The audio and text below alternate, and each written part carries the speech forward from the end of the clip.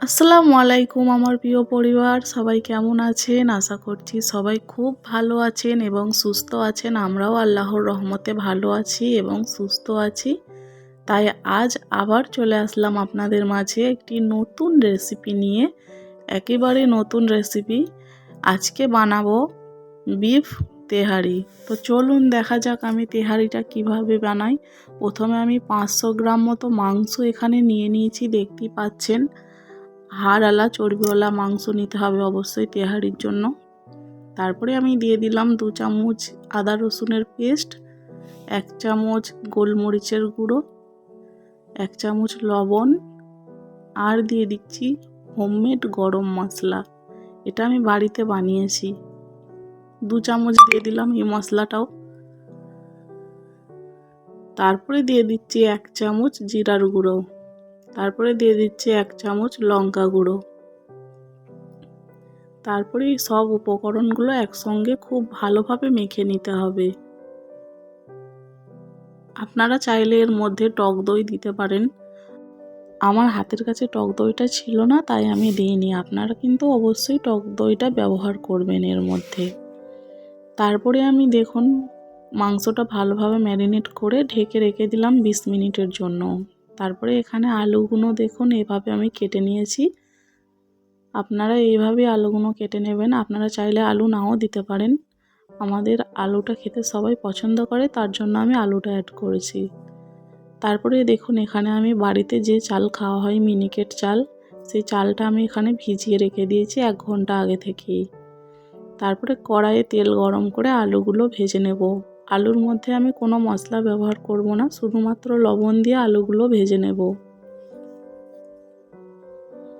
দেখুন খুব ভালোভাবে আমি আলুগুলো ভেজে নিচ্ছি। আমি বাড়িতে নর্মালি যে চাল খাওয়া হয় মিনিকেট চাল আমাদের, সেই চালটাই আমি ব্যবহার করেছি তেহারির জন্য। আপনারা চাইলে যে কোনো পোলাওয়ের চাল বা যে কোনো সুগন্ধি চাল, বিরিয়ানির চাল আপনারা ব্যবহার করতে পারেন। দেখুন এখানে আমার আলুগুলো ভাজা হয়ে গেছে লাল লাল করে। এখন আমি আলুগুলো তুলে নিচ্ছি।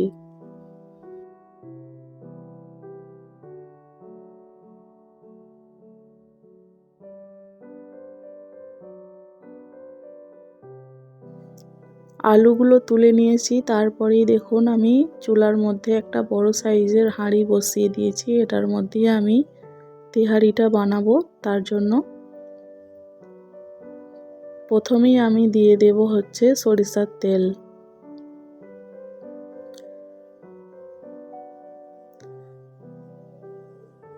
পরিমাণ মতো তেল দেওয়ার পর তারপরে আমি দিয়ে দিলাম 2 চামচ মতো ঘি। ঘি আর তেলটাকে খুব ভালোভাবে গরম করে নিতে হবে।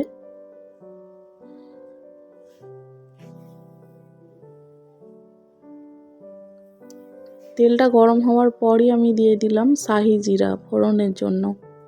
আর গ্যাসের ফ্লেমটা একদম কমিয়ে রাখতে হবে এই সময়। তারপরে আমি দিয়ে দিলাম গোটা গরম মশলা, এলাচ, দারচিনি আর লবঙ্গ। এগুলো এখন খুব ভালোভাবে ভেজে নিতে হবে। খুব সুন্দর একটা সেন্ট বেরোচ্ছে।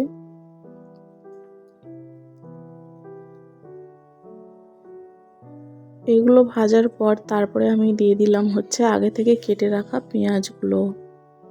এখানে আমি 3টে মাঝারি সাইজের পেঁয়াজ ইউজ করেছি 500 গ্রাম মাংসর জন্য। দেখুন পেঁয়াজটা আমার বাদামি কালার করে ভাজা হয়ে গেছে। আপনারাও এভাবে পেঁয়াজটা ভেজে নেবেন, খুব বেশি পোড়াবেন না। হালকা বাদামি কালার হয়ে আসবে, তারপরই আপনারা মাংসটা দিয়ে দেবেন। দেখুন এখন আমি মাংসটা দিয়ে দিচ্ছি আগে থেকে ম্যারিনেট করে রাখা।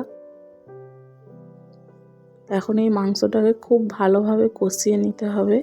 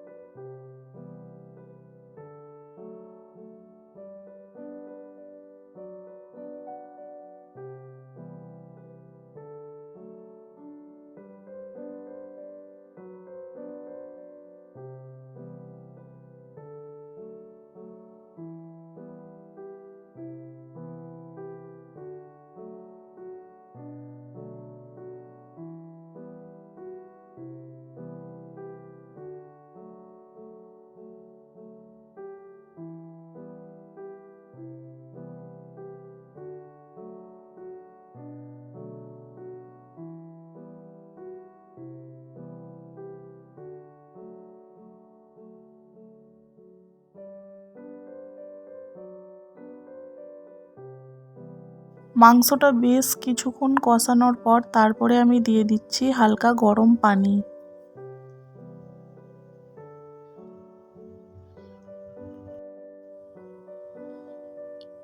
পানি দেওয়ার পর আবারও খুব ভালোভাবে কষিয়ে নিতে হবে।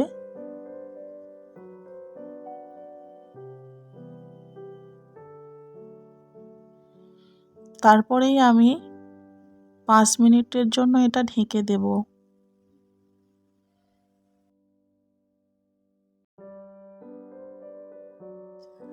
তো দেখুন বন্ধুরা, 5 মিনিট পর ঢাকনা খুলে আবারও আমি ভালোভাবে কষিয়ে নেব। পানিটা অনেকটাই শুকিয়ে গেছে, দেখতেই পাচ্ছেন। এটাকে ভালোভাবে কষিয়ে নিতে হবে এখন।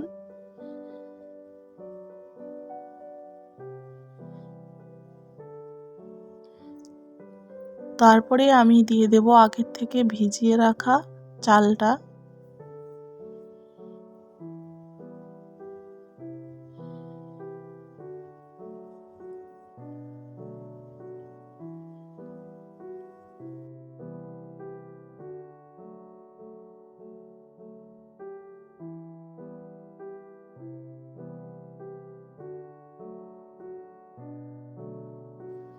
চালটা দেওয়ার পর আবারও মাংস আর চাল খুব ভালোভাবে কষিয়ে নিচ্ছি একসঙ্গে।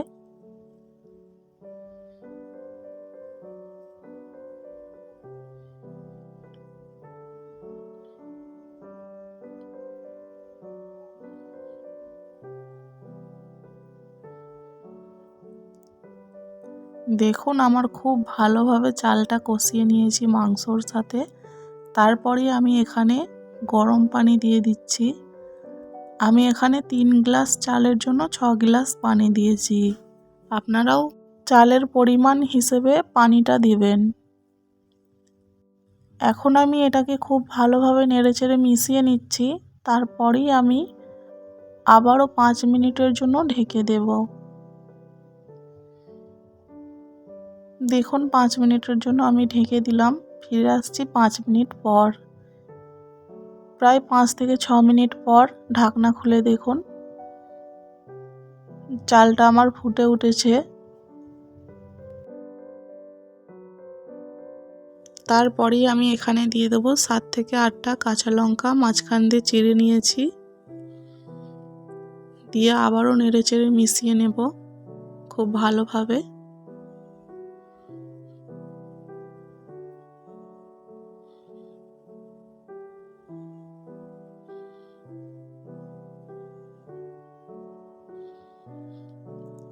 এখন আমি আবারও ঢেকে দেব 5 মিনিটের জন্য।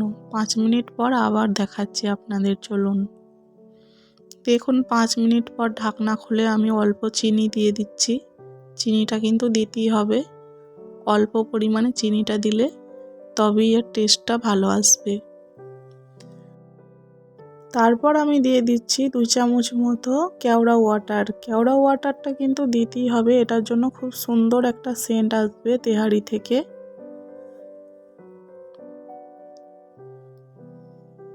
তারপর আমি আলুগুলো সব দিয়ে দেব। দেখুন সব আলু আমি দিয়ে দিয়েছি। এখন আবার এটাকে নেড়েচেড়ে মিশিয়ে নিতে হবে। আলুগুলো নিচের দিকে করে দিতে হবে, চালটা উপরের দিকে থাকবে। তবে আলুগুলো যতটা সেদ্ধ হতে বাকি আছে আলুগুলো সেদ্ধ হয়ে যাবে। খুব ভালোভাবে মিশিয়ে নিয়েছি। তারপরেই আমি ঢেকে দিলাম প্রায় 30 মিনিটের জন্য। দেখুন 30 মিনিট পর আমার তেহারি একদম সার্ভ করার জন্য রেডি হয়ে গেছে। আপনারা যখন দমে দিয়ে দেবেন 30 মিনিটের জন্য, তখন কিন্তু চুলার আঁচটা একদম লোতে রাখবেন, না হলে তলা থেকে পোড়া লেগে যেতে পারে। আমার তেহারিটা কত সুন্দর ঝরঝরে হয়েছে দেখুন। আর মাংস আলু সবগুলোই কিন্তু পারফেক্ট সিদ্ধ হয়েছে।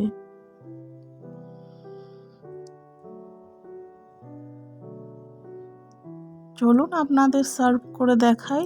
দেখুন আমি সার্ভ করে নিয়েছি। কত সুন্দর ঝরঝরে একটা পারফেক্ট তেহারি বানিয়ে নিয়েছি। আপনারাও খুব সহজেই বানিয়ে নিতে পারবেন।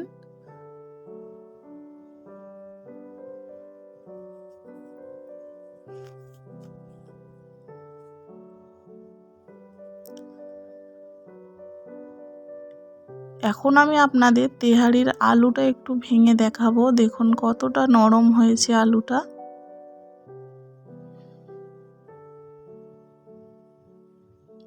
রেসিপিটি আপনাদের কেমন লাগলো অবশ্যই কমেন্ট করে জানাবেন। আর যদি ভালো লেগে থাকে একটা লাইক করে দেবেন। আর যারা আমার চ্যানেলে নতুন আছেন তারা প্লিজ আমার চ্যানেলটিকে সাবস্ক্রাইব করে আমার পাশে থাকবেন। আবারও দেখা হবে নতুন একটি রেসিপি নিয়ে। সবাই ভালো থাকবেন, সুস্থ থাকবেন। আপনাদের মূল্যবান সময় দিয়ে আমার ভিডিওটি শুরু থেকে শেষ অবধি দেখার জন্য আপনাদের অনেক অনেক ধন্যবাদ। আজকের মতো এতটুকুই। আবারও দেখা হবে অন্য কোনো রেসিপি নিয়ে। আল্লাহ হাফেজ।